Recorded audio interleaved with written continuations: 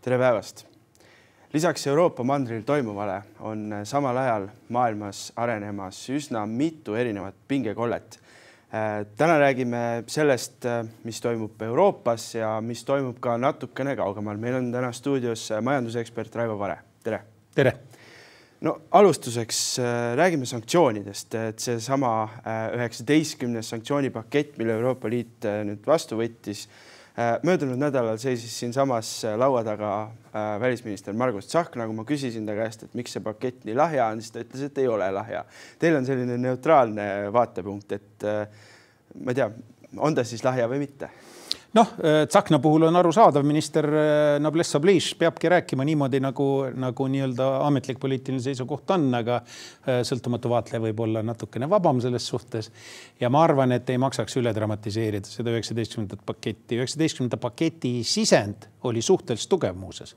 Aga see, nagu ikka Euroopa Liidu nende sanktsioonide puhul iga kord on lahjenenud ja nüüd on siis jõudnud lõppjaama, kus ta on siis üpris lahja. Üpris lahja, tuletan meelde, mis seal 3 nagu põhiteemat olid. Üks oli Vene gaasi teema, mis oli päris oluline. Üks oli siis Vene nafta ekspordi ja selle piiramise võimalused ja 3. teema oli tegelikult lisaks tehnoloogia ja finantspiirangutele, mis on tegelikult isegi natukene nagu sammuke edasi, oli reisipiirangute teema venelastele, Vene diplomaatidele ja võimalusel ka Vene turistidele. Nii et me siis räägime, millest alustati ja nüüd siis, kuhu me jõudsime. Gaasi puhul tõmmati algselt 28. aasta 1. jaanuariks planeeritud Vene vedelgaasist loobumine, tõmmati ette poole aasta võrra, kus juures anti ülemineku aeg, anti spot-tehingute puhul kiiremini ja pikaajaliste tehingute peal veel pool aastat anti aega, nii et sellega nii-öelda otsi kokku tõmmata. No ütleme niimoodi, et selle aega jõuavad asjapulgad kohaneda. Tuletan meelde, et seejuures, et Venemaa oli vedelgaasi tarnetes järsult kasvatanud oma osakaalu ja kui sõja algus oli see 12 miljonit tonni, siis nüüd nad jõudsid juba 19, praktiliselt 20 miljoni tonnini vedelgaasini Euroopasse tarnituna, mis Vene päritolu oli. Ja nüüd siis neil on veel natukene aega, et sellega kohaneda ja vaadates, kuidas sellest välja tulla olukorras. Vedelgaas on teadupärast laevatatav gaas. Seal tehniliselt on teda võimalik ka mujale viia, aga Euroopas on lihtsalt venelastel kõige kasulikum seda viia, kõige lühem õlg, transpordi õlg, logistika õlg ja kõige paremad hinnad, aga viiakse mujale, saab ka hakkama iseasi, kas laevu jätkub, sest gaasivedajaid on oluliselt vähem kui neid varilaevastiku naftatankereid. See on nagu üks asi. Teine asi, mis puudutas nüüd tehnoloogia sanktsioone ja finantssanktsioone, siis natukene siin seda ringi laiendati ja selles mõttes mindi ka esimest korda üle hulga ajaga kolmandate riikide kallale, mitte kolmandate riikide, vaid kolmandate riikide osapoolte, kes aitavad Venemaad, eks ole, mööda hiilida sanktsioonidest ja selles mõttes oli nagu tegu hea asjaga, aga lihtsalt see mastaap on hästi väikene, hästi tagasihoidlik, et mitte öelda enamat.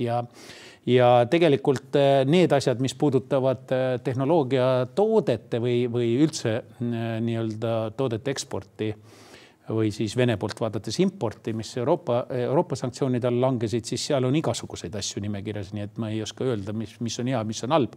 Venemaal kutsus suure naeru pahvaku millegi pärast esile tualetttarvete teema, tähendab õigemini tualettseadmete teema. Tegelikult see ei ole Venemaal üldse naljaasi, kes vähegi Vene elu tunneb. Ja 3. oli siis see teema, mis puudutas inimeste liikumist ja see jaguneb 2, eks ole. Me teame, et tegelikult on probleem selles, et Vene turiste massiliselt tõmmatakse sisse Schengenisse, jätkuvalt vaatamata kõigele, mis on kogu aeg laual olnud, aga mida pole puudutatud.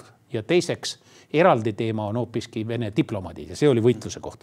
Miks? Sest Vene diplomaadid, vähemalt iga 3. ei ole üldse diplomaat, aga tal on diplomaatiline pass.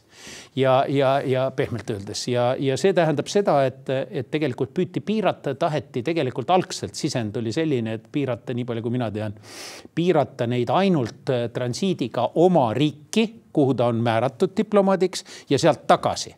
Ja eriloaga ainult vormistamisega formaalselt.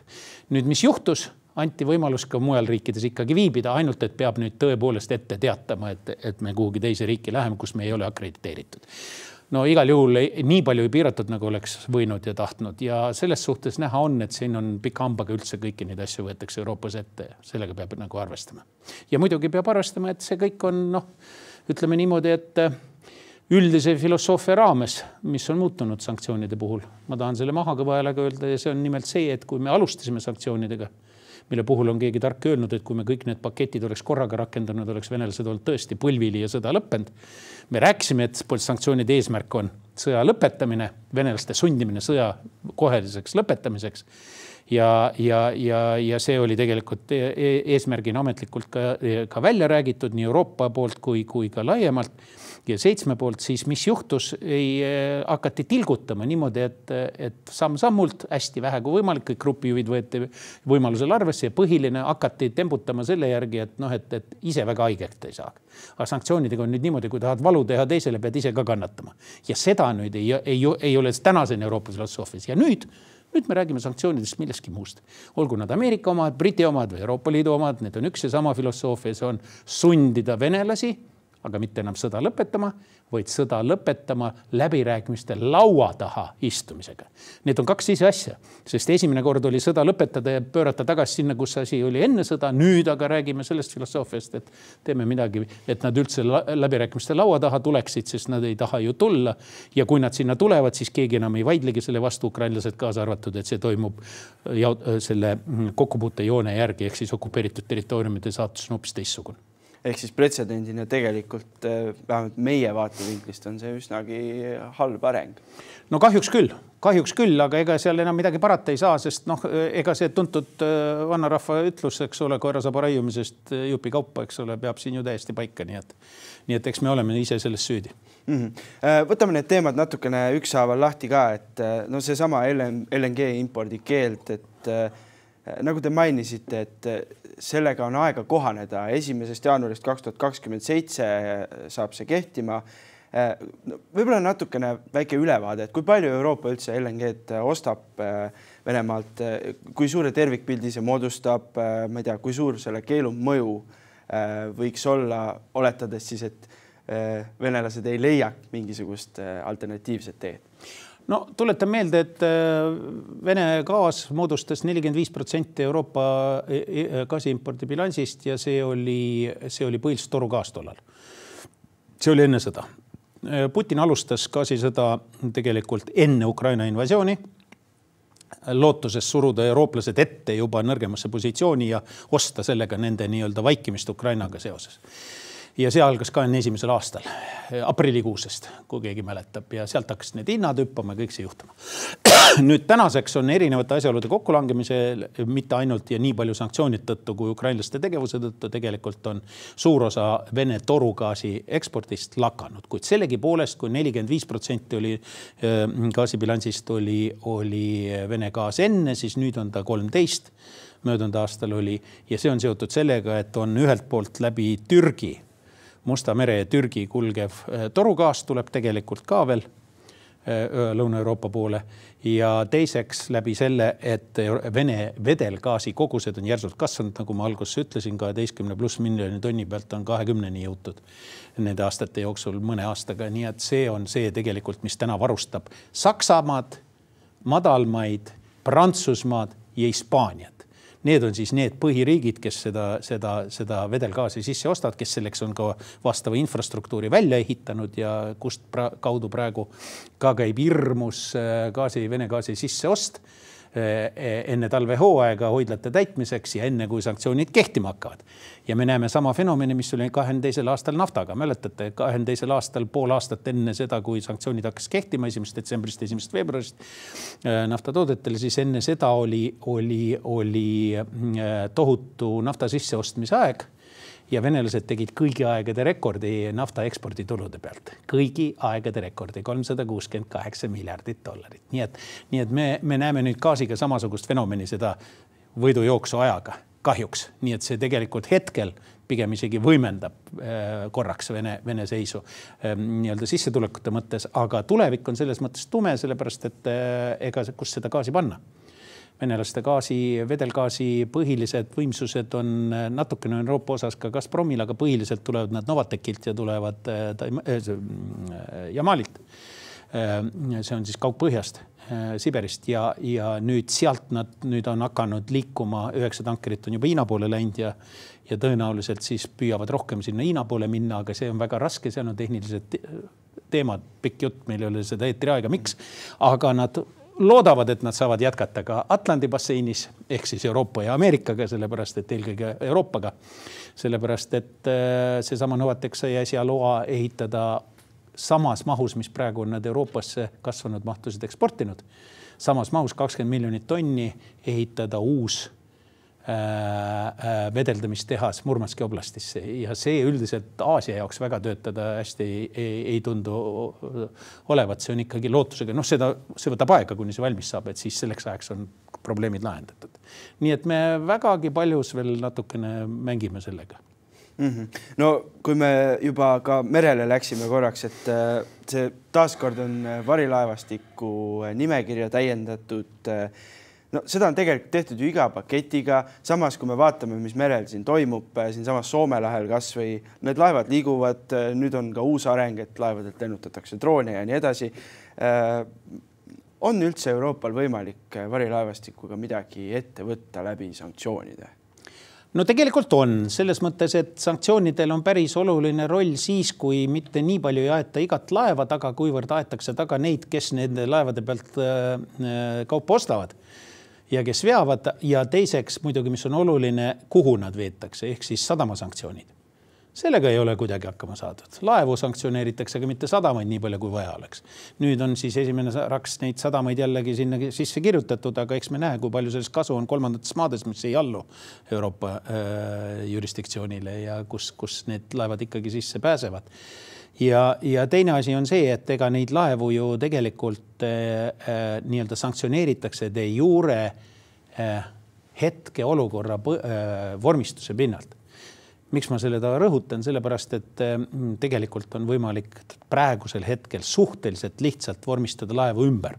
Mitte ainult kargosid laeva pardal, vaid ka laevu endid ümber vormistada. Kogu aeg reederid vahetuvad, kogu aeg lipud vahetuvad. Ja nüüd Euroopa Liidust on räägitud ka sellest, Euroopa Komisjon tegeleb praegu sellega, et ta üritab survestada mugavuslipumaid, et nad nii kergelt neid lippusid ei laseks vahetada, et nad ei läheks sellega kaasa. Sest see on tõesti väga lihtne protseduur. See oli juba enne lihtne protseduur. Ma olin juba ammu selles valdkonnas töötanuna näinud seda, kuidas see käis ülilihtsalt merel ja sisuliselt. Et seda nagu ma ütleks, et see oleks päris võimas relv, sellepärast, et see oleks asja palju keerulisemaks. Ja kui me vaatame Ameerika sanktsioone korraks põrkama sinna, siis me näeme, kuidas tegelikult seda teed ju Ameerikast püüavadki minna. Nad üritavad sadamaid lisaks laevadele sanktsioneerida ja reederitele. Ja näiteks see sama Lukoili puhul, keda nad sanktsioneerivad nii-öelda firmana, aga nad sanktsioneerivad ka näiteks Lukoili laevastikku, mis on Abu Dhabi tütarfirma käes. Ja mis on hoopis kolmas kasutaja, kes on tütarfirma, eks ole. Nii et kahelt poolt lähenedes on sellest rohkem kasu kui ainult niimoodi ühe kaupa tulistades. Pealekauba neid laevu on venelaste käsutus ligi 1400 arvestuslikult varilaevastikus ühel või teisel viisil. Osa neist veavad ka Iraani sanktsioneeritud naftat ja nii edasi. Ja teiseks, ja neid kokku on sanktsioneeritud 900 tuuris, kui kõik sanktsioneeritud laevad kokku võtta nimekiri. Britid, väga oluliselt on britid siin, eks ole, laevanduses maailmas, Euroopa Liit ja Ameerikast. Nii et ruumi on veel küll. Ma tahtsin küsida nende lipuriikide kohta. Ma lugesin sealt välja 3 riiki, nüüd peast enam ei mäleta, Aruba oli 2 tükki oli veel, Saint Martinique vist oli üks ka veel. See toob tegelikult teema nendele kolmandatele riikidele, mis puudutab ka neid ettevõtteid, kes neid laevu opereerivad. Nendest ettevõtetest paljud on ju tegelikult Emiraatides, Indias ja nii edasi. Kui perspektiivikas või kui tõenäoliseks te peate seda, et Euroopa Liit päriselt suudab nii-öelda kolmandaid riike mõjutada nii-öelda Vene tegevust siis, ma ei tea, välja lööma enda pinnalt? Ausat vastust tahate. Aus vastus on väga lihtne. Euroopa lähtub väga korrektsest juriidilisest vormelist, mis tähendab seda, et on subjekt, on eks ole, tahtlus, kõik need asjad peavad olema, on faktoloogia, eks ole, täpselt selle asjaga seotud faktoloogia. Ameerika sanktsioonid on laiemad ja Euroopa Liit tasapisi liigub sinna poole, aga kuidagi ei taha seda teha. Esiteks eksterritoriaalsus, ehk siis laiendada sanktsioone ka Euroopa Liidust välja, mida praegu visalt tehakse, peab olema alati Euroopa Liiduga kuidagi see seotud. Ja teiseks peab olema valmis teisaseid sanktsioone kasutama, mis oleks siis selles paketis, läbirääkimiste paketis St. Kittsiga. Eks ole, kui te teete nii nagu on vaja, siis neid ja neid asju ei rakendata. Kui te nii ei tee, siis neid asju rakendatakse. Ameerikastel see võimalus on läbi dollari kontrolli. Aga Euroopal tegelikult ei ole.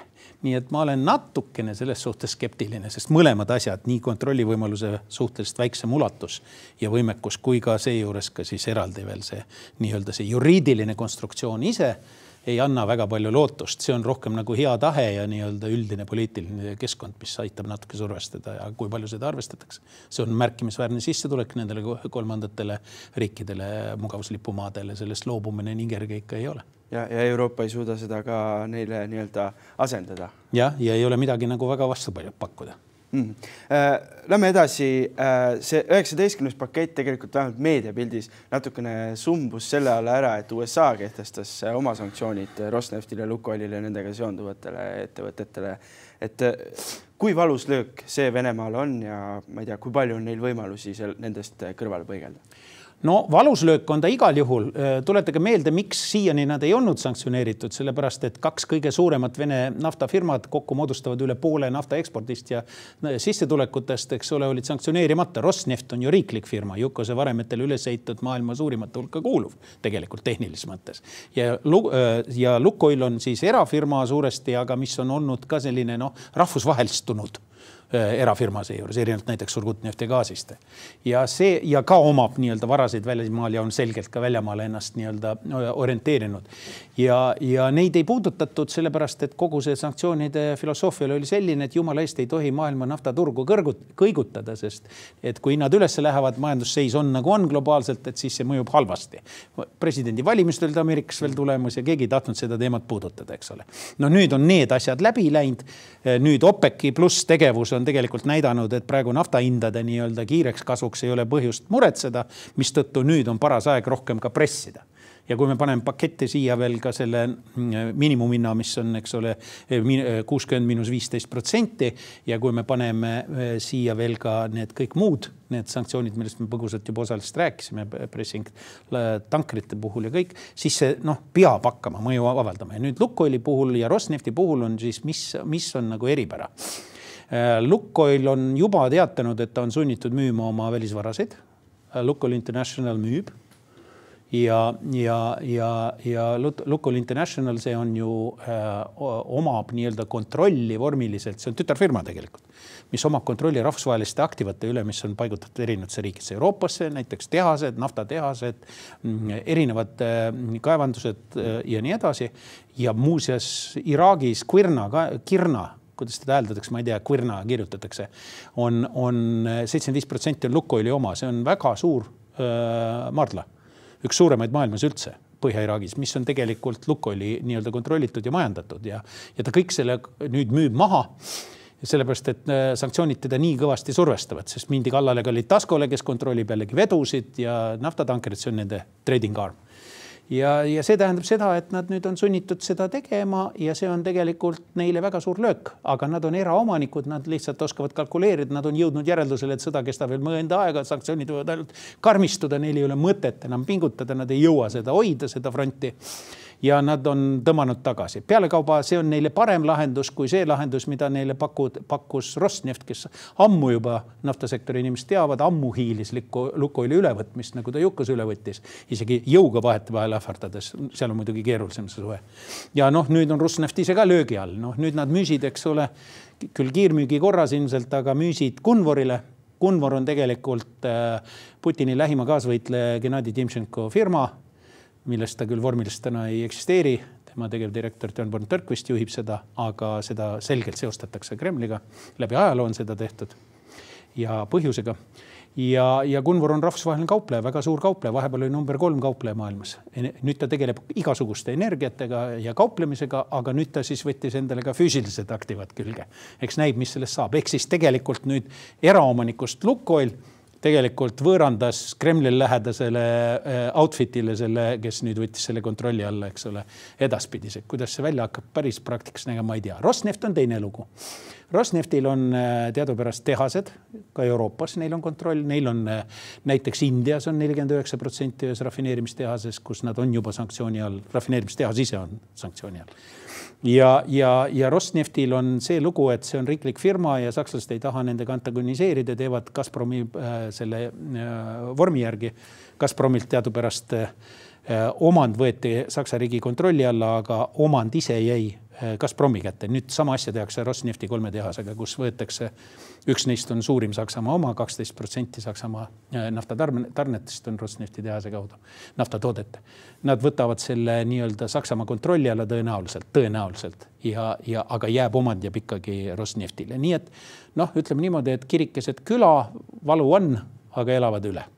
Liigume saate lõpu osas natukene kaugemale, küll võib-olla jääme ka natukene nafta teema juurde. Venezuelas on suurenenud pinge. Ma ei tea, võib-olla alustuseks, lihtsalt keskmine inimene ilmselt ei tea väga palju selle riigi kohta ja mis seal toimub. Mis see taust seal on? Miks USA Venezuelat nüüd niimoodi survestab? 3 asja. Esiteks, Venezuela on üli naftarikas. See on maailma kõige suuremate teadaolevate naftavarudega riik, suurematega veel palju kui Saudi Araabia. See on punkt 1. See on küll suuresti raske nafta seal, aga sellegi poolest. Punkt 2 sellega seotud on see, et suur osa USA lõunaranniku, eelkõige Texase lõunaranniku naftakompleksist, naftatöötlemiskompleksist, 8 tehas Texases näiteks eranditult töötavad Venezuela raske nafta peal. Vahepeal nad olid mingitel, kui vahepeal Venezuelaga läksid need naftaasjad sassi, siis veeti seda sisse Venemaalt, seda rasket naftat. Venemaal on ka raske nafta. Nüüd muidugi seda ei saa teha. Nüüd Venezuelas on töötanud Ameerika firmad ja Chevron konkreetselt ja Venezuela on seal natsionaliseerinud ja pigistanud neid ja Venezuela on vasakpoolne populistlik valitsus ja seal on väga tugevad seosed isegi narkokaubanduse, mis on Ameerika peavalu, eks ole, kokaiinikaubandus konkreetselt ja siis võimu vahel. Madurot on tituleeritud üldse narkoparuniks number 1, eks ole, seal, et tema seda Del Solli väikese kartelli üldse juhib, aga Del Sol on ta sellepärast, et need on need Chevronid, mis Venezuela armeel on. See on armee kindralite käes, kontrollitav. See on fakt, seda ei eitata. See liigub Ameerikasse üle Kariibi mere ja üle Vaikse ookeani läbi Kolumbia ja Panama. Nii et see on tegelikult probleem ja Trump on kuulutanud narkovastase võitlusega oma sisepoliitiliseks ja välispoliitiliseks prioriteediks. Ja nüüd viimane teema on nüüd tegelikult seotud sellega, et sõbralikkus Venezuela on ka toetanud kogu aeg Kuubat. Nad on seal kaksik vennad olnud suurt aega. Ja Venezuela on kogu aeg olnud anti-Ameerika retoorikas, eks ole. Ja nüüd on sinna veel juurde ennast mingil määral möllinud uue presidendi ajal ka Kolumbia, kes on teadupärast ka probleem, kelle on nüüd persona non grataks presidendi lausa Ameerika Ühendriigid kuulutanud. Ainukene riik, kes praegu Venezuelat ka toetab. Vanasti nad sõdisid, nüüd nad on sõbrad. Ja kõik teised Ladina-Ameerika riigid seda ei ole ja see juhtus pärast seda, kui Venezuela otsustas, et tal on veel vähe, et tal on kõige suuremad naftavarud, mida ta ei suuda isegi korralikult käima panna, sest neil on seal naftatoodang kõvasti langenud. Nad üritasid Guajanale kallale minna ja võtta Guajana käest, naaberriigi käest ära ühe provintsi, mis on kõigil lisaks ka otseselt seotud ka eelkõige meres asuva nafta leiukohtadega, ehk siis väidetavasti selle sajandi kõige suurema nafta leiuga, 11+ miljardit barrelit tagavarasid. Ja see on nüüd see koht, kus vahepeal läks juba väga teravaks, isegi Ameerika Ühendriigid sekkusid, ütlesid, ävardasid, et ei tohi Venezuela sinna kallale minna ja muuseas ka Brasiilia näiteks lubas abi, mitte ei toetanud Venezuelat, kuigi seal on vasakpoolne president De Lula. Ja see on nüüd see koht, kus tegelikult on toimumas mingisugune murrang pealekauba ja nüüd me tuleme viimase asja juurde, et Trumpil on nii sise- kui välispoliitilistel kaalutlustel vaja väikest võidukat sõda.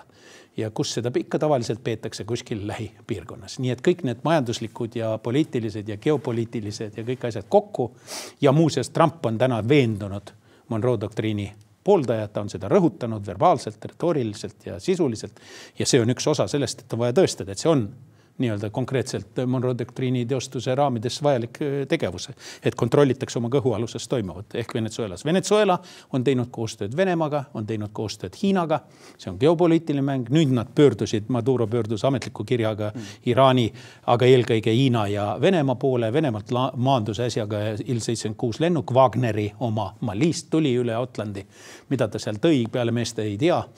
Aga see küsiti radareid, rakette ja küsiti kaasaegseid lennukeid, 5500 igla lennuvastast vahendit Vene päritolu on tarnitud ja need on paigutatud üle Venezuela laiali, kuna Trump on lubanud, et võib hakata pommitama teatud objekte ilmselt siis nende narko- ja sõjaobjektide ümber. Nii et on oodata sellist, et midagi hakkab toimuma, sest Ameerika on kontsentreerinud sinna laevastiku eesotsas lennukikandjaga, eesotsas raketifregatiga, eesotsas tosina laevaga ja kasutuses on ka kõik kaasaegsed lennukid, F-35, F-22, õigemini vana baas võeti uuesti kasutusele Puerto Ricos, et seda kõike toestada nii-öelda. Üks salvelaev on sinna paika pandud, tee peal on juba mitu narkolaeva pommitatud puruks ja 6000 mariini on valmis, eks ole, see on kõik käib ettevalmistus. Nii et meil on põhjust arvata, et kui see asi niimoodi edasi läheb, siis pinged eskaleeruvad ja seal mingid tegevused tulevad ja mingi pommitamine tõenäoliselt tuleb igal juhul. Samal ajal tegelikult, kui mõelda Trumpi varasemale retoorikale, et mäletades tema eelmist presidendi aega, kus ta Põhja-Korea suhtes kasutas väljendit fire and fury, et selline retoorika ja karm ähvardav retoorika on tema puhul üsna omane niikuinii, aga ma saan aru, teie ikkagi arvate, et see sõjaline konflikt selles mõttes lahvatab, et ta ei tee praegu seda kõike heidutuse nimel, et midagi saada. Ei, ma arvan, et see on ettevalmistused on liiga kaugel selleks. Need on füüsilised ettevalmistused. Põhja-Korea puhul ei olnud spetsiaalselt suuri füüsilisi erilisi ettevalmistusi. Natukene oli, aga see on teine teema. Aga siin on ju nähtav grupeeringu kontsentratsioon. See ei ole nii sama. Ja see on muuseas kallis lõbu, seda ka pikalt üleval ei pea. Nii et mina pakuks, et midagi ikkagi juhtub. Ja muuseas pangem tähele, mida ütles äsjane Nobeli rahupreemia laureaat Machado. Opositsiooni liider, kes võitis presidendi valimised väidetavasti, mida võltsiti Maduro poolt massiliselt viimased. Machado, kes on praegu peidus Venezuelas, väidetavasti Ameerika saatkonnas, pühendas oma selle auina Nobeli rahupreemia muuseas Trumpile, kes jäi ilma ja oli sellest solvunud. Ja nüüd ta räägib sellest, et Trumpi abiga tuleks režiim kukutada ja tulevad ka uudised, et Trump on andnud CIA-le rohelise tee. Nii et on põhjust arvata, et seal midagi toimuma hakkab. Ja CIA kuulutas tegelikult välja ka nii-öelda pearaha. Ja $50 miljonit Maduro pearaha on ka märkimisväärne tegelikult. Võib-olla lõpetuseks lihtsalt paari sõnaga veel Venezuela nagu tutvustamiseks või kontekstiks, et maailma suurima naftavaruga riik, samas per capita üks vaesemaid riike maailmas. Kuidas see niimoodi on läinud? See raha läheb kõik siis ikkagi nende riigijuhtide diktaatori taskusse? Ja, poliitika. Puhas vastus on poliitika. Venezuela oli kunagi 13. heaolult riik maailmas. Kui need naftavarude esimeste hulgas avastati ja nad võeti kasutusele, siis Venezuela oli 13. riik SKP järgi maailmas.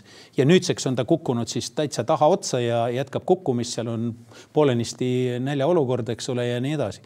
Nii et kahjuks puhas vasakpoolne populistlik poliitika, mis on neist üle käinud mitu raundi ja mille praeguse laine algatas tegelikult Hugo Chavez. Ja nüüd Maduro oli tema autojuht, kellest sai tema president ja kes nüüd on siis selle režiimi nii-öelda jätkaja. Aga faktiline võim on seal sõjaväe käes ja osa eliiti saab ka sellest profitit, mitte narkokaubandust. Ja ongi nii lihtne see ongi. Rahvas kannatab alati, kui sellised võimule varem või hiljem tulevad. Ma küsin viimase küsimuse veel. Nüüd, kui peaks lahvatama sõjaline konflikt, kui suur on tõenäosus, et see sõjaline konflikt muutub selliseks pikaajaliseks ja mida see siis tooks kaasa meile siin Euroopas? Ma ei usu, et see väga pikaajaliseks muutub. Seal on ikkagi ülekaal selgelt mitte Venezuela poolel, eriti kui, miks ma rõhutan seda Ladina-Ameerika teiste riikide solidaarsuse puudumist. Kui oleks solidaarsed, kaasatud vasakpoolsed režiimid, Tšiili või kas või seesama Lula, oleks teine asi, aga praegu Kolumbiast ei piisa selleks, et toetada. Ehk siis, kui sellist tuge väga ei ole, ja mujalt seda tuge hankida varsti üldse ei saa enam, eriti kui õhk ka kontrolli alla võetakse mitte ainult meriameeriklaste poolt, siis ma ütleks, et Venezuelal väga palju šansse ei ole. Aga neid asju võiks analüüsida eraldi, küsige Toomas Alatalult, kes on rohkem selle valdkonna spetsialist, eks ole, pikaajalise tausta mõttes, aga minu hinnang on, et see ikkagi läheb eskaleerimise teed ja tõenäoliselt ka režiimi vahetuse teed varem või hiljem. Raivo Vare, aitäh, et leidsite aega tulla. Hea meelega. Järgmine Postimehe otsesaade on eetris juba järgnevatel päevadel, siis me räägime Tallinna võimukõnelustest või õigemini kõnelustest, mida veel ei ole, aga seniks lugege postimees.ee.